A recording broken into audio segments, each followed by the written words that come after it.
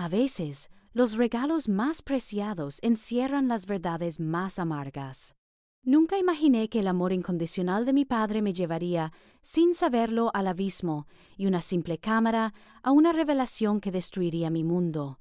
Nadie sospechaba nada, y eso era lo peor. Mi vida en Madrid se desarrollaba como un tapiz tejido con hilos de seguridad y comodidad.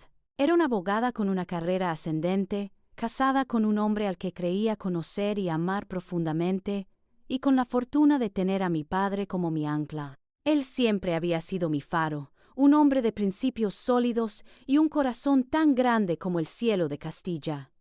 Desde pequeña me inculcó el valor de la honestad y la importancia de los lazos familiares. Su amor era el cimiento de mi mundo. Un día, mientras tomábamos café en su acogedor apartamento, me tendió un pequeño paquete envuelto. Dentro no había joyas ni objetos de lujo, sino algo mucho más valioso para mí: las llaves de la casa de campo. No era solo una propiedad, era el lugar donde había pasado todos los veranos de mi infancia, donde cada rincón guardaba la risa de mis padres jóvenes, el olor a pino y a tierra mojada, la promesa de la libertad. «Es tuya, hija», me dijo, sus ojos brillando de cariño, «para que sigas creando recuerdos, ahora con tu propia familia». Mis ojos se humedecieron. Era el regalo más hermoso que podía recibir. Pero su generosidad vino acompañada de una condición inusual. «Últimamente ha habido robos en la zona, hija», me explicó con una seriedad que no le era habitual. «He mandado instalar una cámara oculta en el salón, por si acaso. Es mejor prevenir». Me pareció una precaución excesiva para nuestro remanso de paz, un lugar donde los únicos intrusos solían ser los conejos o las aves. Sentí una punzada de extrañeza ante la idea de un ojo electrónico vigilando un espacio tan íntimo y lleno de recuerdos. Era como manchar la pureza de un santuario. Sin embargo, por el respeto y el amor que le tenía a mi padre, y por su insistencia en mi seguridad, acepté. No había ninguna razón para desconfiar de su preocupación paternal. Ese detalle, el de la cámara, un objeto tan insignificante en mi mente en aquel momento, simplemente se me olvidó. En la vorágine de mi día a día, entre el trabajo y las rutinas del hogar, jamás se lo mencioné a mi marido.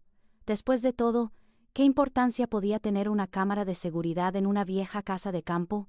Mi confianza en él era absoluta, inquebrantable. Nunca imaginé que ese olvido, esa pequeña omisión, sería el detonante de la verdad más devastadora de mi vida. Una mañana cualquiera, mientras compartíamos el desayuno, mi marido, con una aparente despreocupación, anunció: «Cariño, este fin de semana iré solo a la casa de campo. El tejado tiene una gotera que no puede esperar, y quiero arreglarla antes de que lleguen las lluvias fuertes». Me pareció una iniciativa normal, incluso admirable. Asentí, le di un beso de despedida y continué con mi día, sin la menor sospecha. Nuestra vida, al menos en la superficie, era el epítome de la normalidad, un lienzo cuidadosamente pintado con los colores de la rutina y la confianza. Todas las mañanas compartíamos el café y las noticias, cada noche cenábamos juntos, a menudo conversando sobre nuestros días o planeando pequeñas escapadas de fin de semana. Los fines de semana solíamos ir a la casa de mis padres o visitar a algunos amigos. Éramos la imagen de la pareja feliz, cómplices en la rutina, en las pequeñas manías, en los silencios cómodos. Nunca faltaba un «te quiero» antes de dormir, o un gesto cariñoso en momentos inesperados.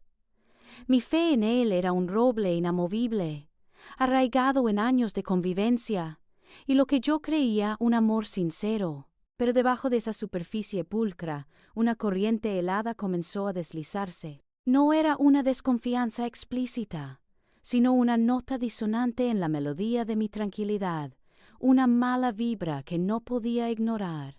Comenzó como un ligero cosquilleo en la nuca, un presentimiento sutil que intentaba desechar como producto del estrés laboral o el cansancio. Sin embargo, se aferraba, se intensificaba, dejando una inquietud inexplicable que no podía ignorar.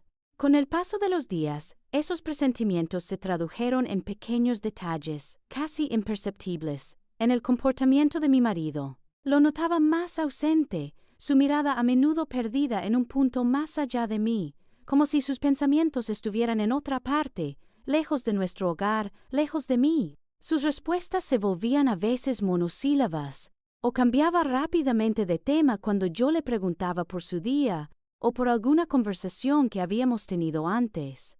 Una noche, lo encontré revisando su teléfono con una intensidad inusual, y al sentir mi presencia, lo bloqueó con una rapidez que me resultó extraña.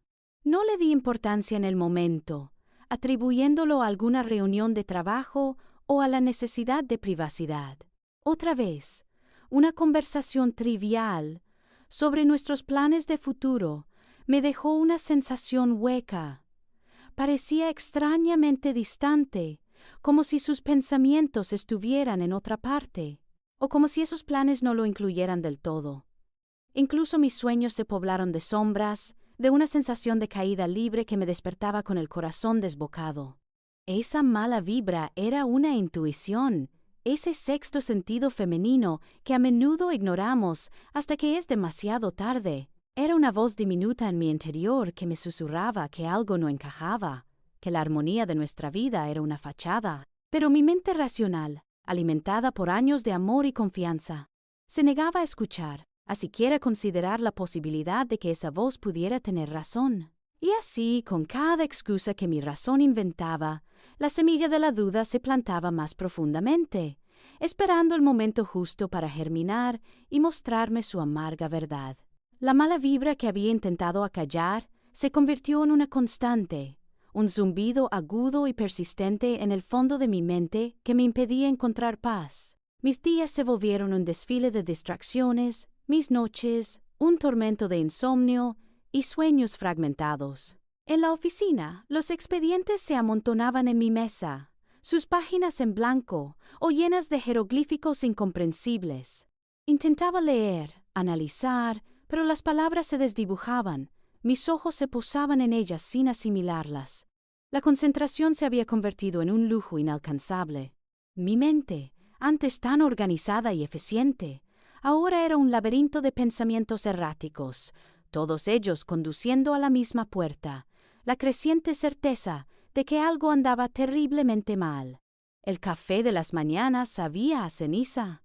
La música en el coche, antes mi refugio, ahora sonaba a ruido vacío. Incluso las conversaciones más triviales con amigos se sentían artificiales, como si una densa niebla me separara del mundo exterior.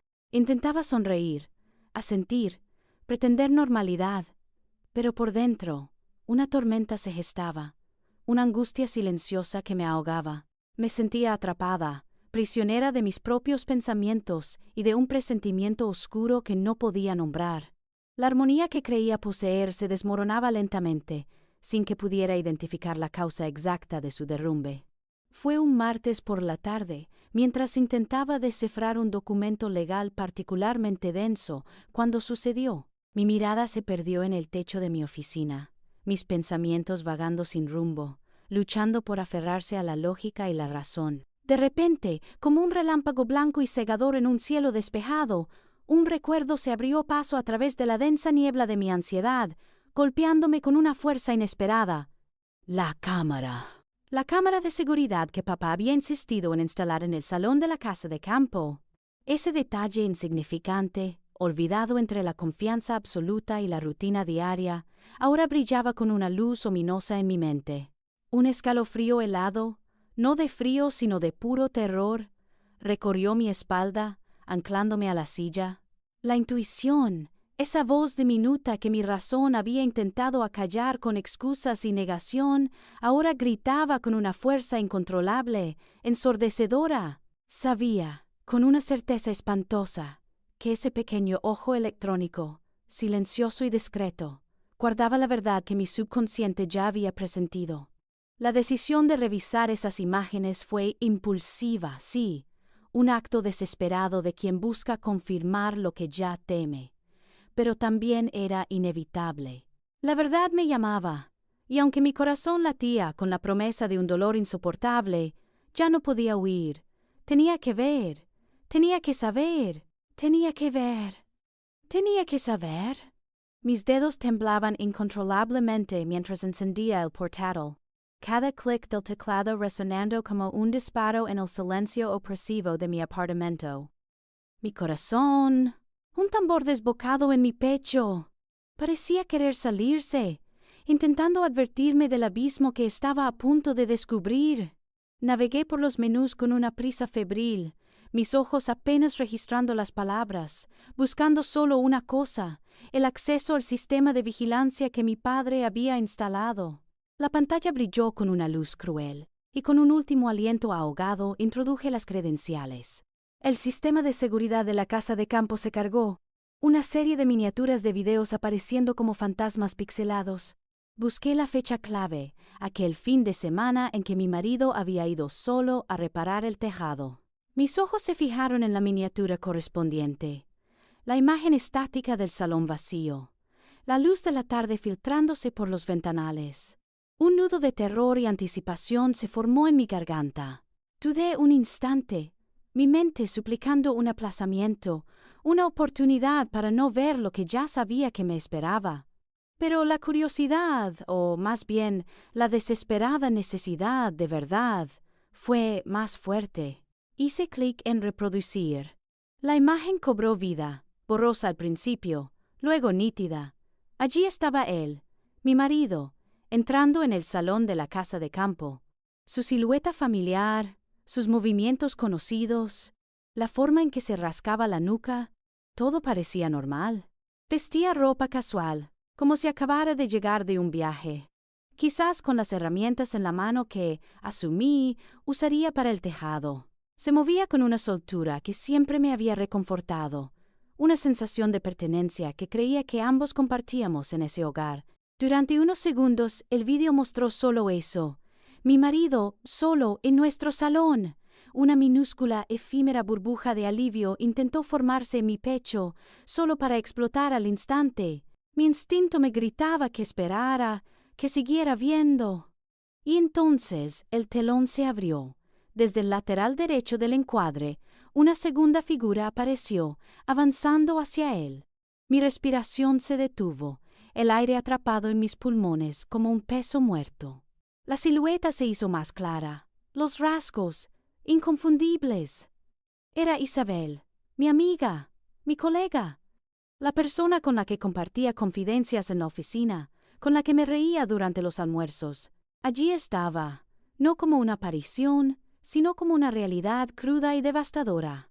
Vestía una blusa ligera y una falda veraniega, su pelo castaño cayendo sobre sus hombros. La sonrisa en su rostro, que tantas veces había considerado sincera, ahora se retorcía en una mueca de complicidad, de intimidad que me era ajena. Mi marido la recibió, no con la sorpresa de un encuentro casual, sino con la familiaridad de alguien esperado, deseado. Mi mundo, construido sobre cimientos de confianza y amor, se hizo añicos en ese instante, bajo la fría luz de una pantalla. Mis ojos, fijos en la pantalla, se negaban a procesar la brutalidad de lo que veían. Los brazos de mi marido se cerraron alrededor de Isabel con una facilidad que heló la sangre en mis venas. Sus labios se encontraron en un beso que no era furtivo, sino prolongado, posesivo, un beso que yo, su esposa, había creído exclusivo. Luego, risas compartidas, íntimas, que resonaban en el salón de mi casa, un eco profano de la felicidad que ellos estaban robando. Se apartaron, los rostros brillantes de una complicidad desvergonzada. Él le acarició el cabello, ella le rodeó la cintura. Se sentaron en el sofá, el mismo sofá donde Javier y yo habíamos pasado tantas tardes, y abrieron una botella de vino que mi padre había guardado para ocasiones especiales. Sus manos se rozaban, sus miradas se entrelazaban. No había prisa, no había remordimiento en sus gestos. El aire se me escapó de los pulmones. Mi estómago se retorció, una náusea amarga subiendo por mi garganta. Las piernas se me volvieron de gelatina y tuve que aferrarme a la mesa para no caer. Era como si un puñal invisible me atravesara el pecho una y otra vez, perforando cada fibra de mi ser. Mis ojos ardían, pero no había lágrimas, solo una sequedad dolorosa, incredulidad, horror, dolor físico, tan real como si me estuvieran desmembrando viva. Isabel, mi amiga, la confidente de mis penas laborales, la compañera de risas en las pausas del café. ¿Cómo pudo? Cada sonrisa que me había regalado, cada consejo, cada abrazo ahora se transformaban en una burla cruel, una actuación magistral de hipocresía. La amistad, una de las pocas certezas que creía tener, también era una farsa. En medio de esa vorágine de traición, el sonido de sus voces se hizo más claro, aunque apagado por la distancia del micrófono. Se reían de algo, y luego él se inclinó hacia ella, susurrando, pero la cámara lo capturó todo, cruelmente nítido. «Nadie sospecha nada», dijo él, con una sonrisa de suficiencia que me heló la sangre. «Nadie en absoluto». Esas palabras, esa frase, fue la daga final no solo en mi corazón, sino en mi alma, la confirmación de que no era un desliz, no era un error de un momento, era un secreto guardado, una burla calculada. La frialdad de su desprecio, la complacencia en su voz, la certeza de su impunidad. Todo se desmoronó. Un gemido ahogado escapó de mis labios. La pantalla del portátil se volvió borrosa, los colores se distorsionaron en manchas sin sentido, el salón giró, el suelo se abrió bajo mis pies. Caí, no sé si de rodillas o simplemente me deslicé hasta el suelo, mi cuerpo inerte. Las imágenes seguían reproduciéndose, pero ya no las veía, solo sentía el eco de sus risas, el eco de esa frase fatal, martillando en mi cráneo. El mundo se desvaneció en un grito silencioso, en una oscuridad profunda y fría. Mi vida, tal como la conocía, había terminado. Había sido aniquilada por una cámara oculta y la traición de dos personas a las que amaba y en las que confiaba. La fría dureza del suelo de mi apartamento fue lo primero que me ancló de nuevo a la realidad. No sé cuánto tiempo permanecí allí, acurrucada, la respiración entrecortada y un zumbido ensordecedor en los oídos. Las imágenes de la pantalla seguían grabadas a fuego en mis retinas. Sus labios, sus risas, la frase fatídica. Cada fibra de mi ser gritaba de dolor, de una herida tan profunda que sentía que nunca sanaría. Mi cuerpo estaba inerte, pero mi mente, cruelmente, se negaba a apagarse. Lentamente, con un esfuerzo sobrehumano, me obligué a levantarme. Cada músculo protestaba, cada articulación se quejaba. Fui al baño. Mi reflejo en el espejo era el de una extraña. Ojos inyectados en sangre, el rostro pálido y demacrado, el alma expuesta en una mueca de agonía. Chapoteé agua fría en mi cara, una y otra vez, buscando borrar la visión, buscando despertar de esta pesadilla. Pero no era un sueño. La verdad era un monstruo real y había destruido mi mundo. El dolor era una marea que amenazaba con ahogarme, pero en sus profundidades una chispa fría y acerada comenzó a encenderse. Ira, una ira gélida y pura que no se manifestaba en gritos o lágrimas, sino en una determinación silenciosa. ¿Cómo se atrevía? ¿Cómo se atrevían? Mi casa, mi confianza, mi vida, todo había sido un juego para ellos. Esa furia, extrañamente, me dio la fuerza que necesitaba. No iba a desmoronarme, no ahora, no delante de él. Él merecía ver la magnitud de lo que había hecho, no mis lágrimas. Miré el reloj de la cocina. Faltaba 1 hora para que llegara del trabajo, la hora más larga de mi vida. Cada tic-tac era un latido de mi corazón herido. Cada sombra en el apartamento, un fantasma de la traición. Pensé en todos los escenarios posibles, en todas las palabras hirientes que podría gritar, en todas las preguntas que merecían una respuesta, pero sabía que las palabras serían inútiles. Él ya había hablado con sus acciones. La verdad, la pura y devastadora verdad, estaba en ese video. Y esa verdad no necesitaba voz. Coloqué el portátil en la mesa de centro del salón, perfectamente visible. Ajusté el vídeo para que comenzara en el momento exacto en que Isabel entraba en escena, el beso descarado, las risas y la frase. Nadie sospecha nada. Quería que fuera lo primero que viera. Quería que lo viera con mis ojos, sin intermediarios, sin excusas. Me senté en el sofá, erguida, la espalda recta, las manos entrelazadas en mi regazo. Por fuera, una estatua de hielo. Por dentro, un volcán a punto de erupción. El sonido de las llaves en la cerradura fue una puñalada. Mi corazón se encogió, pero mi mirada se mantuvo fija en la puerta. Entró, con su habitual sonrisa cansada, el maletín en la mano, el aroma familiar de su colonia llenando el aire. «Hola, cariño, ¿qué tal tu día?», dijo, su voz resonando con una normalidad que me pareció obscena. Sus ojos se posaron en mí, sentada en el sofá, y su sonrisa se desvaneció un poco. La tensión en la habitación era palpable, densa, como una niebla asfixiante. Su mirada se volvió interrogante. Un destello de inquietud cruzó sus ojos al notar mi expresión pétrea, mi silencio. No respondí. No moví un músculo. Simplemente levanté una mano y señalé el portátil que yacía abierto sobre la mesa de centro. No hubo necesidad de palabras. El silencio, un silencio ensordecedor que lo engullía todo. Era el único testigo de ese momento. Mis ojos permanecieron clavados en él, observando cómo su mirada seguía la dirección de mi dedo, cómo se posaba en la pantalla.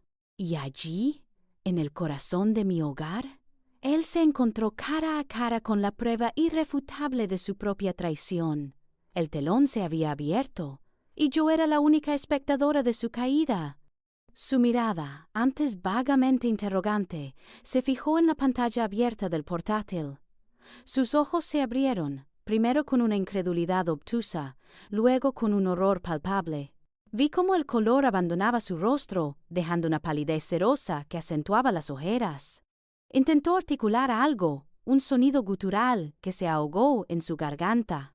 Su mandíbula se tensó, y un destello de furia, una rabia animal por ser descubierto, cruzó su mirada antes de transformarse en algo más primitivo. El miedo. Miedo puro, desenmascarado, el de un niño atrapado en una fechoría de consecuencias adultas. Sus hombros se encorvaron, su postura erguida se desmoronó, y el maletín que aún sostenía resbaló de sus dedos, cayendo con un golpe sordo sobre la alfombra. No aparté mis ojos de los suyos. No le di una palabra de consuelo ni de reproche, solo la gélida paciencia de quien espera la confesión de un criminal. Él, por su parte, no podía sostener mi mirada. Sus ojos, vidriosos y culpables, se posaron en el suelo, en el sofá, en cualquier lugar que no fuera el mío. La escena del video, con sus besos descarados y risas cómplices, seguía repitiéndose en un bucle cruel. Finalmente el silencio se rompió con un balbuceo tembloroso. «Cariño, no es lo que parece». Las palabras le salían a trompicones, una incoherencia de nerviosismo y desesperación.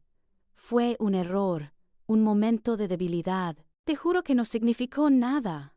Cada sílaba era un martillazo en el clavo ya incrustado en mi corazón. ¿Un error? ¿Un momento de debilidad? ¿En mi casa, con mi amiga, mientras juraba reparar un tejado? La obscenidad de sus excusas me revolvió el estómago. Continuó, su voz apenas un susurro. Ella insistió. Me sentí solo. Tú sabes, el trabajo, las presiones. Últimamente no hemos estado bien, ¿verdad? Me sentí incomprendido. Pero te lo prometo, no volverá a pasar. La amo a ella. No, a ti. Te amo a ti. Fue una equivocación estúpida, lo juro. Él se acercó, intentando tomar mi mano, pero yo la aparté con un movimiento brusco, una repulsa visceral. Sus palabras eran un veneno lento, cada una añadiendo más desprecio a la montaña de dolor. No había arrepentimiento genuino en su tono, solo el miedo a las consecuencias, la patética súplica de quien intenta salvar su propio pellejo, las excusas trilladas, las promesas rotas. No eran palabras de amor, sino de cobardía. Eran el epílogo de una mentira prolongada, la confirmación de que nuestra historia había sido un engaño. Sentí una frialdad absoluta, una distancia inmensa que se abría entre nosotros. Su voz era un eco lejano, sus súplicas, un ruido irrelevante. En ese instante, su rostro, que antes había visto con amor, se me antojó extraño, ajeno. No era el hombre que creía conocer, era un impostor. La tristeza se mezcló con una determinación gélida que surgió de las profundidades de mi ser. El dolor no me doblegaría, la traición no me destruiría. Me puse de pie, mis ojos fijos en los suyos con una claridad que lo hizo retroceder un paso. No había ira en mi voz, solo una resolución inquebrantable, tan fría como el acero. «Esto se acabó», declaré, cada palabra resonando con una finalidad escalofriante en el silencio de nuestro salón. No hay vuelta atrás, no hay excusas que valgan, no hay nada que decir. Mis ojos no derramaron una sola lágrima, ni mi voz tembló. Pido el divorcio. La declaración flotó en el aire, pesada y definitiva. Su rostro, ya pálido, se tornó lívido. La palabra divorcio pareció golpearlo con la fuerza de un rayo, despojándolo de cualquier otra objeción. Sabía, en lo más profundo de su ser, que mis palabras no eran una amenaza vacía, sino una sentencia ineludible. En ese momento, en medio de los restos de lo que fue mi vida, sentí que una puerta se cerraba para siempre, pero otra, aunque invisible y aterradora, comenzaba a abrirse. El punto sin retorno había sido cruzado. Después de esa sentencia helada no hubo más palabras. Él se quedó allí, un hombre roto y expuesto, mientras yo simplemente me di la vuelta. Mi cerebro, aún en shock, comenzó a funcionar con una lógica fría y pragmática, una capa protectora sobre el torbellino de dolor. Subí las escaleras, mis pasos resonando en el silencio como golpes de martillo, cada eco una confirmación de la soledad que me invadía. Abrí el armario que una vez habíamos compartido, no con rabia, sino con una desapegada eficiencia. No empacaba una vida, empacaba los restos, unas cuantas prendas, las más esenciales, algunos libros que guardaban un pedazo de mi alma, documentos personales, nada que me recordara a él, nada que fuera un vestigio de lo que habíamos sido. Dejé atrás los regalos que me había dado, las fotos de nuestros viajes, los muebles que habíamos elegido juntos. Eran objetos impregnados de una mentira, y no podía llevarlos conmigo. Cada artículo que metía en la maleta era un adiós silencioso, un desgarro minúsculo que, sumado, me vaciaba por dentro. La casa, que una vez fue nuestro nido de seguridad y amor, ahora era una tumba para mis sueños, un monumento a la traición. Con la maleta a mi lado respiré hondo. El aire se sentía pesado, como plomo.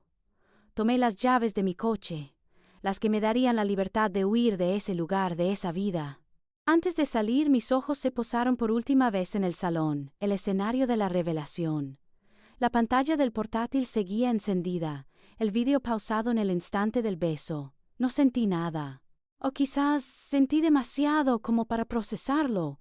Salí, sin mirar atrás, cerrando la puerta no solo de la casa, sino de un capítulo entero de mi vida. El camino hacia la casa de mi padre, a las afueras de Madrid, se sintió interminable. Conduje con la piloto automático, mis manos aferradas al volante, mis ojos fijos en la carretera, pero mi mente perdida en un laberinto de dolor. El paisaje urbano se transformaba lentamente en campos abiertos. Los edificios de hormigón daban paso a la tierra rojiza y los olivos. El sol se ponía, tiñendo el cielo de tonos anaranjados y morados, un espectáculo de belleza desolada que reflejaba el ocaso de mi propio mundo. Cada kilómetro recorrido era un paso más lejos de la persona que había sido, un paso más cerca de una nueva existencia que aún no podía vislumbrar. Las lágrimas, que se habían negado a salir en la confrontación, ahora resbalaban silenciosamente por mis mejillas, mezclándose con el polvo del camino. Llegué a la puerta de su casa, mi santuario. Mi padre abrió casi al instante, como si supiera que llegaría, como si hubiera sentido mi tormenta interior. Al verme, su rostro, siempre tan sereno y fuerte, se contrajo en una mueca de profunda preocupación. No dijo nada.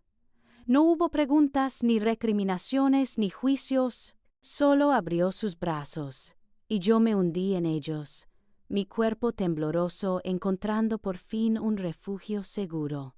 Su abrazo era un bálsamo cálido, una promesa silenciosa de que no estaba sola. Su silencio fue el bálsamo más poderoso, una comprensión que trascendía las palabras, permitiéndome sollozar en su hombro, liberando una parte de la pena que me ahogaba. Me llevó adentro, me preparó una taza de té y simplemente se sentó a mi lado, su mano grande y fuerte cubriendo la mía, una ancla en mi deriva.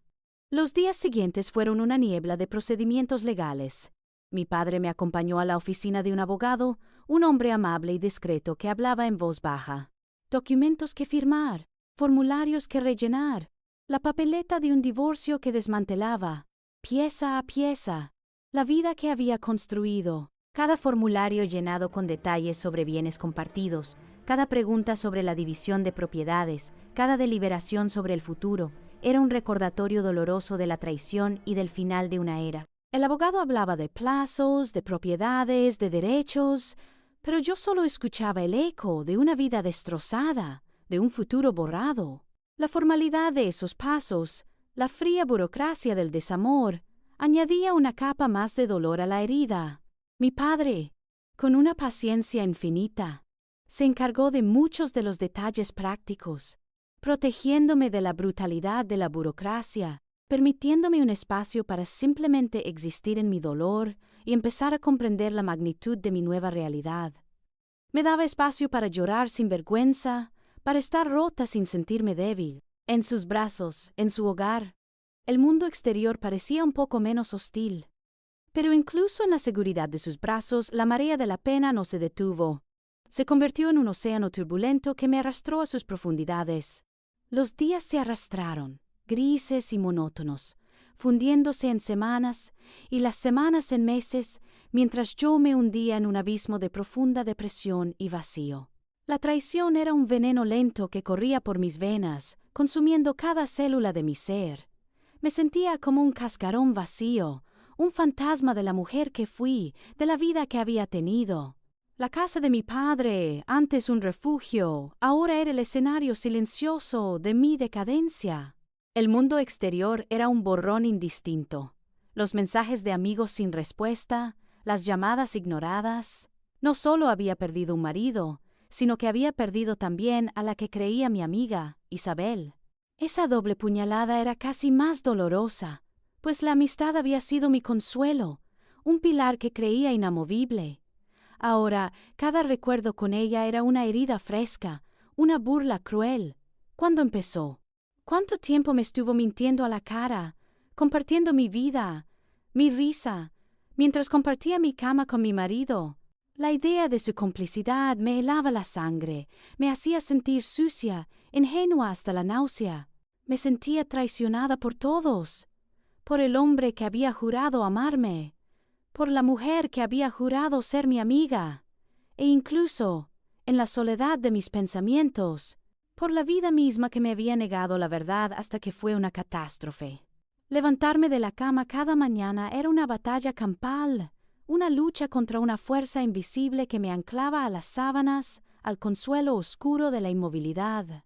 El simple acto de vestirme se sentía como escalar una montaña. No había propósito, no había motivación. El trabajo, mi pasión, se había convertido en un eco lejano. Las horas escurrían entre el sueño intermitente, la mirada perdida en el vacío, y el eco de mis propios pensamientos que giraban sin cesar en la rueda de la traición y el dolor. Apenas comía. El apetito se había evaporado como mi felicidad. El espejo me devolvía la imagen de una extraña, una mujer demacrada y con los ojos apagados, una sombra de lo que fui. En esos interminables días de introspección forzada, mi mente vagaba sin rumbo, cuestionando el significado de todo lo que creí conocer. El amor, esa fuerza que creía inquebrantable, se había revelado como una ilusión, un castillo de arena construido sobre la mentira y el engaño. ¿Era el amor siempre así de frágil, siempre tan susceptible a la traición? ¿O era yo la defectuosa, la que no supo ver, la que confió ciegamente? Me sentía estúpida, ingenua, un blanco fácil para la deshonestidad. Y la amistad. ¿Qué era la amistad entonces? Isabel había sido mi confidente, conocía mis sueños, mis miedos, mis intimidades. Recordaba nuestras conversaciones, sus consejos, sus palabras de aliento. Ahora cada una de ellas se retorcía, cobrando un nuevo y siniestro significado. ¿Eran sus palabras un juego? ¿Se reía de mí por dentro mientras me escuchaba? La idea de esa hipocresía me desgarraba el alma. La confianza, una vez mi brújula, ahora estaba hecha añicos, dejándome a la deriva en un mar de sospechas. ¿Podría volver a confiar en alguien, en cualquier persona? El mundo se sentía peligroso, lleno de máscaras y puñales ocultos. En medio de esta tormenta interna, mi padre era mi único ancla. Nunca me presionó para que hablara, nunca me hizo preguntas incómodas. Simplemente estaba ahí. Su amor era una presencia constante y silenciosa, como el aire que respiraba. Cada mañana, sin falta, me dejaba una taza de café recién hecho en la mesilla de noche y tostadas con mermelada, aunque supiera que probablemente no las tocaría. Por las tardes, me traía un plato de comida casera, mis favoritos de la infancia, y se sentaba a mi lado en el sofá, leyendo el periódico o simplemente mirando por la ventana. Su compañía, una manta cálida y discreta. A veces me abrazaba sin decir una palabra, y en esos abrazos sentía una fuerza silenciosa, una promesa de que, a pesar de todo, seguiría en pie. Sus actos de bondad, pequeños y constantes, eran los hilos invisibles que me mantenían unida, impidiendo que me desintegrara por completo. Él creía en mí, aunque yo no creyera en mí misma. Y esa fe, esa bondad incondicional, era la única luz en la oscuridad de mi abismo. La fe incondicional y la bondad de mi padre habían sido la única luz en la oscuridad de mi abismo. Sin embargo, incluso la luz más tenue posee la capacidad de revelar. Y un día, esa revelación, cruda y deslumbrante, me mostró la verdad. Había pasado meses viviendo en una especie de limbo, un capullo de dolor autoimpuesto. Una mañana, después de otra noche de sueños rotos y despertares amargos, me arrastré hasta el baño. La mirada en el espejo me detuvo en seco. Lo que vi no era yo. Era un fantasma, una silueta desdibujada de la mujer que fui. Los ojos, antes llenos de vida y determinación, estaban apagados, rodeados de ojeras que delataban noches en vela. El rostro, demacrado, parecía más viejo, y una expresión de rendición se había grabado permanentemente en él. Una extraña me devolvía la mirada, y en ese instante, en lo más profundo de mi dolor, una chispa, minúscula pero persistente, se encendió. No quería ser esa persona. No podía seguir siendo esa sombra. Era una revelación desgarradora, pero también liberadora. El fondo del abismo ya no me asustaba. De alguna manera me había dado un nuevo suelo donde apoyarme. En ese momento entendí algo crucial. Nadie, ni siquiera mi padre con su amor inquebrantable, podía salvarme. La única persona capaz de rescatarme de esa oscuridad, de reconstruir los pedazos de mi vida, era yo misma. La decisión fue silenciosa, una promesa que me hice a mí misma, tan firme como el suelo bajo mis pies. Se acabó. Se acabó la autocompasión, la parálisis, el luto por lo que había perdido. Era hora de luchar por lo que aún podía ser. Mis primeros pasos fueron torpes, casi invisibles, pero significativos. Empecé por el cuerpo. Me obligué a salir a caminar cada mañana, no lejos al principio, solo unos pocos kilómetros por el parque cercano. El aire fresco en mis pulmones, el sol en mi piel, la simple cadencia de mis pasos, eran pequeñas victorias. Luego me inscribí en unas clases de cerámica. Mis manos, acostumbradas a la rigidez de los documentos legales, encontraron una extraña satisfacción en moldear el barro, en crear algo nuevo y tangible de la nada. Los diseños imperfectos, las formas irregulares, Eran un reflejo de mi propia reconstrucción, un recordatorio de que la belleza podía surgir incluso de la arcilla más blanda. Retomé mi trabajo, no como una distracción, sino con una intensidad renovada. Me sumergí en los expedientes, buscando la lógica, la justicia, el orden que mi vida carecía.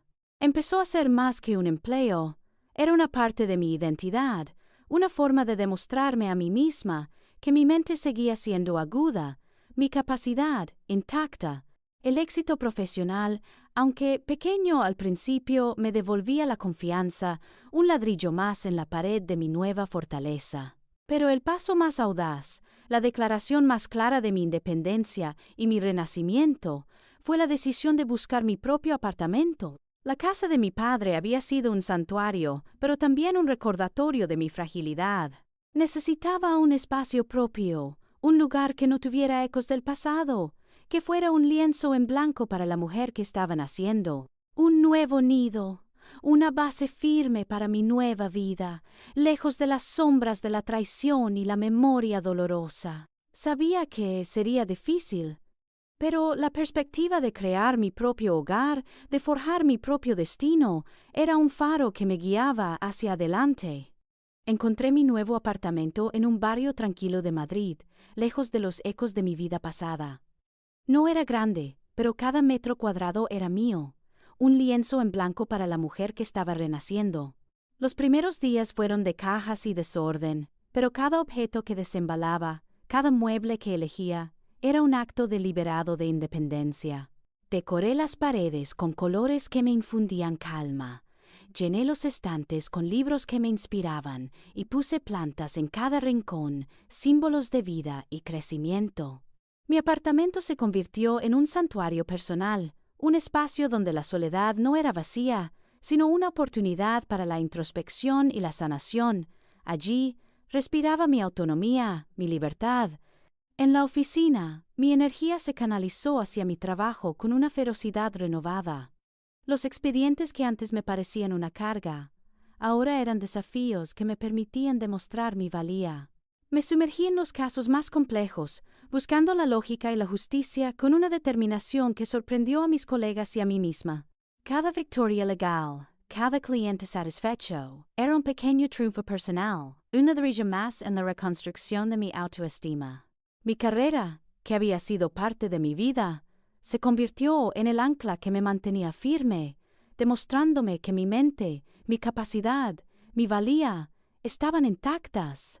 No trabajaba para un futuro compartido, sino para el mío propio, y esa diferencia era liberadora. Comencé a reconstruir mi círculo social, aunque con una cautela renovada. Las primeras salidas con amigos comunes fueron incómodas, llenas de miradas de lástima o de curiosidad velada, pero me obligué a seguir adelante. Aprendí a discernir, a elegir a quienes me ofrecían una amistad genuina, libre de juicios y de agendas ocultas. Ya no me conformaba con menos. Mis conversaciones eran más profundas, mis conexiones más auténticas. La confianza no se regalaba, se ganaba con tiempo y honestidad, y estaba dispuesta a invertir en quienes la merecían. Fue en uno de esos nuevos círculos profesionales, en un seminario de Derecho Internacional, donde lo conocí, Javier. Un abogado de mi misma rama, con una reputación impecable y una sonrisa tranquila. No hubo chispas fulminantes ni dramatismos dignos de novela. Fue un encuentro casual, una conversación sobre un punto legal complejo que se extendió a una charla sobre libros y viajes. Sus ojos, amables y sinceros, transmitían una calma que me resultó extrañamente reconfortante. Hablaba con una pasión contenida, con una honestidad que era un soplo de aire fresco, en un mundo donde la fachada lo era todo. Por primera vez en mucho tiempo sentí que podía bajar la guardia, aunque solo fuera un poco. Era un hombre con una presencia silenciosa, sin pretensiones. Y en esa sencillez encontré una promesa de algo real. Nuestra relación con Javier no fue un torbellino apasionado, no fue una explosión de fuegos artificiales. Fue, en cambio, como la lenta y constante marea que erosiona la roca más dura, un proceso orgánico, paciente y por ello profundamente sanador. Nos conocimos en el ámbito profesional, y nuestros encuentros iniciales fueron conversaciones sobre casos, artículos legales, pero siempre con una curiosidad subyacente por el otro, una conexión que iba más allá de lo superficial. Él nunca me presionó, nunca me exigió nada. Se movía con una quietud que invitaba a la calma, a la confianza. Javier era un hombre de escucha. Sus ojos, profundos y serenos, me miraban con una comprensión que no buscaba juzgar, sino entender. Hablábamos de todo, de nuestros trabajos, de nuestros sueños, de la vida en Madrid, de la literatura, y en cada conversación sentía como una capa de mi armadura se desprendía. Poco a poco, con una cautela que él respetaba sin objeciones, empecé a compartir los fragmentos de mi historia rota, las cicatrices que la traición de mi ex marido y de Isabel habían dejado. Le hablé de la cámara, del video, del dolor que me había consumido. Y él, en lugar de horrorizarse o sentir lástima, simplemente escuchaba, su mano a menudo buscando la mía en un gesto de apoyo silencioso y firme. Me devolvió la fe, no solo en el amor, sino en la posibilidad de la honestidad y la transparencia en las relaciones. Me demostró que la vulnerabilidad no era debilidad, sino una forma de fortaleza. Con él, descubrí una nueva forma de amar. Mi matrimonio anterior había estado teñido de una posesión implícita, de la idea de que éramos uno, hasta el punto de la anulación individual. Con Javier era diferente. Era un amor basado en el respeto profundo por mi espacio, mi historia, mis decisiones. Me dio la libertad de ser yo misma, con todas mis heridas y mis aspiraciones. No había exigencias, solo apoyo. No había celos, solo confianza. Era la libertad de volar, sabiendo que tenía un nido seguro al cual regresar. Fue en una de esas noches, después de una larga conversación sobre mis miedos más profundos, cuando lo supe con certeza. Había llorado en sus brazos, desahogando años de dolor reprimido. Y al levantar la vista, vi en sus ojos no un rastro de duda, sino un amor incondicional, un respeto inquebrantable. Me di cuenta de que este no era el amor que me había aprisionado antes, sino el amor que me liberaba. Con Javier no solo estaba sanando mis heridas, sino que estaba redescubriendo el verdadero significado de ser amada por completo, tal como era. Un año después, ese amor que Javier me ofrecía, libre y puro, culminó en una promesa silenciosa, no menos profunda que un juramento frente a un altar. Nuestra boda fue una ceremonia íntima, despojada de artificios, celebrada en un pequeño jardín botánico a las afueras de Madrid, bajo un cielo que prometía un verano eterno. Solo estuvieron presentes nuestros padres y un par de amigos muy cercanos, aquellos que habían permanecido a mi lado cuando el mundo se derrumbaba. No hubo grandes banquetes ni bailes ostentosos. Hubo miradas de profunda complicidad, risas auténticas y un aire de paz que envolvía cada instante. Para mí no era solo un matrimonio, era un nuevo capítulo, escrito con tinta de esperanza y la certeza de que el verdadero amor se construye sobre la honestidad y el respeto mutuo.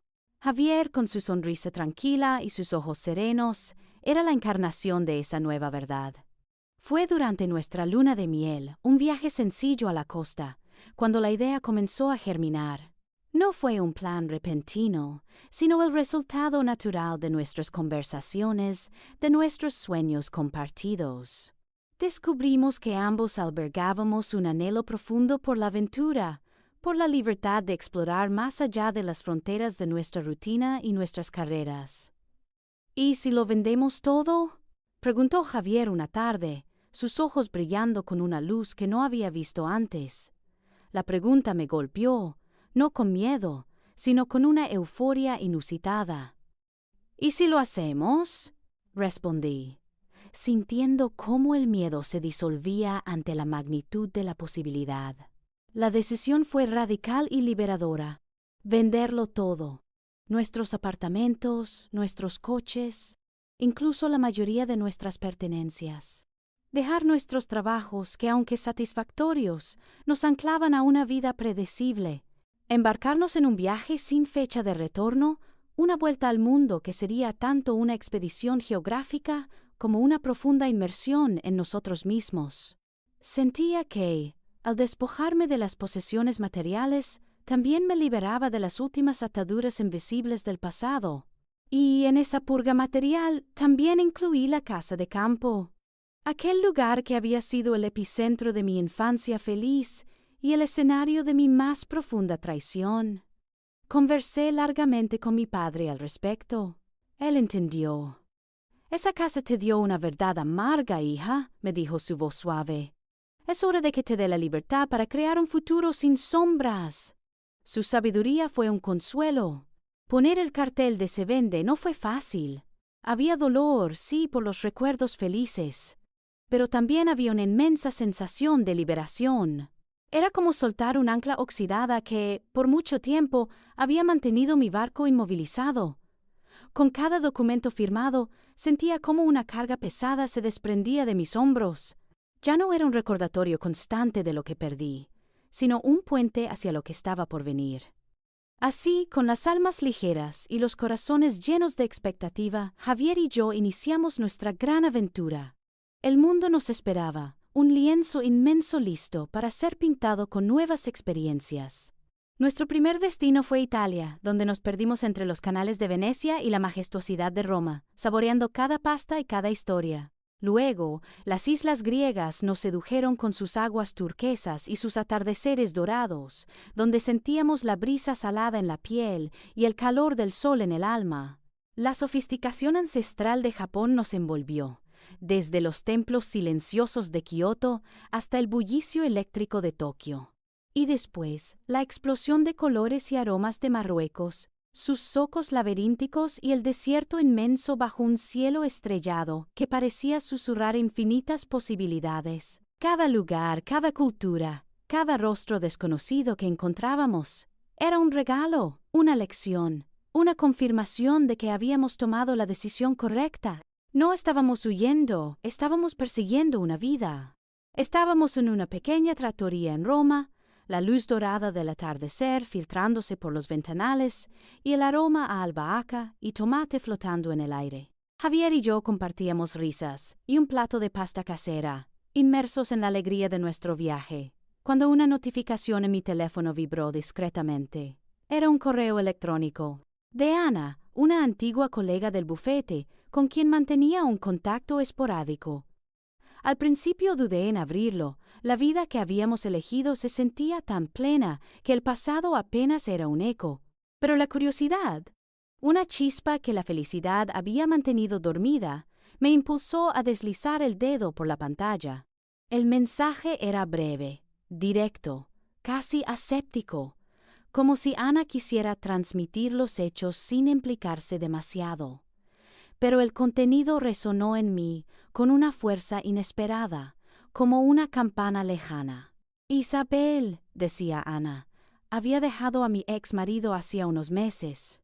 No por un arrebato de conciencia o arrepentimiento, sino por una promesa de oro y lujo que le ofrecía un empresario adinerado, un partido mucho más conveniente».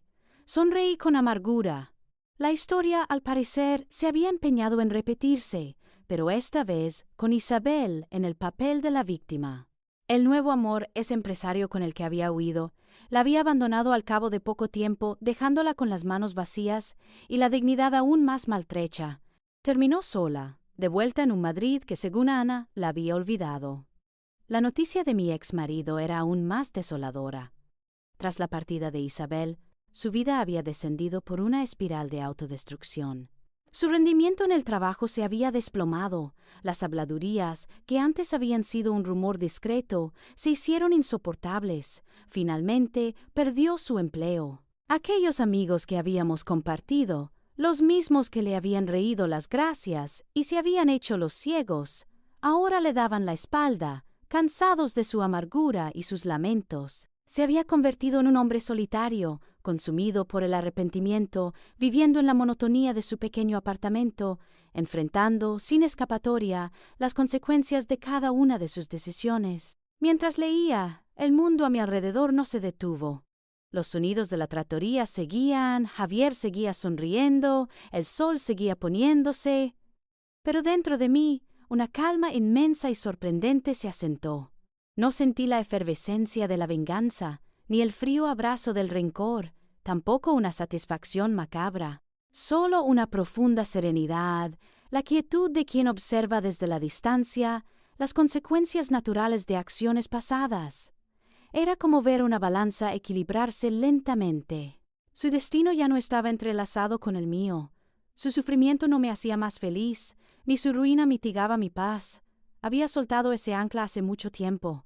Miré a Javier, que me ofrecía un trozo de pan. Sus ojos, llenos de un amor genuino y una alegría contagiosa, eran el reflejo de mi propio mundo reconstruido. ¡Ey! Nuestro viaje, nuestra risa, nuestra libertad. Esa era mi verdadera victoria. Mi felicidad no era la ausencia de su prosperidad, sino la plenitud de la mía. El karma había hecho su trabajo, sí, pero yo ya no era una espectadora pasiva. Había escrito mi propio final, uno donde la traición no tenía poder y el futuro era un horizonte infinito de posibilidades. Mi mayor triunfo no era verlos caer, sino haberme levantado, haber volado y haber construido una vida donde la felicidad era el único y más dulce tipo de justicia. Los ecos del pasado se desvanecieron tan rápido como habían llegado, disolviéndose en la vasta inmensidad de los paisajes que se abrían ante nosotros. Roma, con su historia milenaria, había sido solo el comienzo. Nuestro viaje con Javier continuó. Un mosaico vibrante de colores, sonidos y sensaciones que cosían los hilos rotos de mi alma con puntadas de oro y luz. Desde las callejuelas bulliciosas y llenas de vida de Marrakech, donde el aire vibraba con especias y el eco de las llamadas a la oración, hasta los templos zen de Kioto, donde el silencio se sentía como una forma de sabiduría ancestral, cada nuevo amanecer era una promesa.